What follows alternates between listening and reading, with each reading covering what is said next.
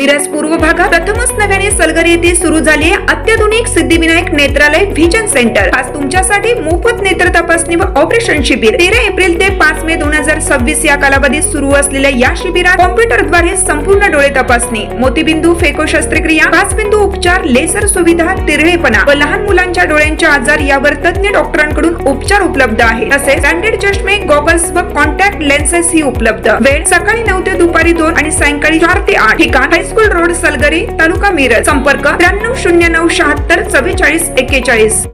प्रत्येक बातमीतील घटनेच्या वास्तविकतेची तुलना थेट पाहत रहा चांगली अपडेट। मिरज तालुक्यातील सलगरे येथे रविवारी सायंकाळी सुमारे 5च्या सुमारास वादळी वाऱ्यासह पावसाने जोरदार हजेरी लावली। या दरम्यान हक्के वस्ती सलगरे रोड येथील दत्तात्रय हक्के यांच्या घराबाहेर असलेल्या विद्युत पेटीवर अचानक वीज कोसळल्याची घटना घडली।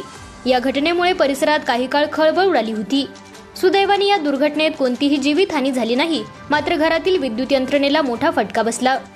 घटनेच्या वेळी उपस्थित 6 सदस्य घरातच उपस्थित होते।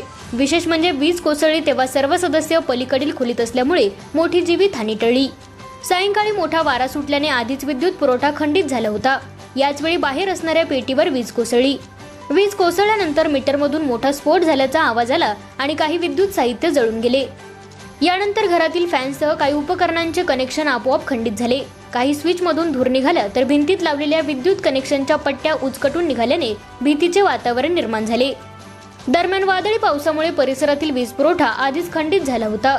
त्यानंतर घडलेल्या या प्रकारामुळे नागरिकांमध्ये भीतीचे वातावरण निर्माण झाले असून अशा घटनांपासून बचावासाठी वीज यंत्रणेची तपासणी व आवश्यक ती खबरदारी घेण्याची गरज व्यक्त होत आहे।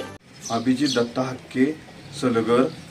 काल पावसामुळे वारा वादळ झाल्यामुळे आणि 5:30च्या दरम्याने वीज पडली आहे मीटरवरती आणि घरातल्या आतले नुकसान झाले आहे।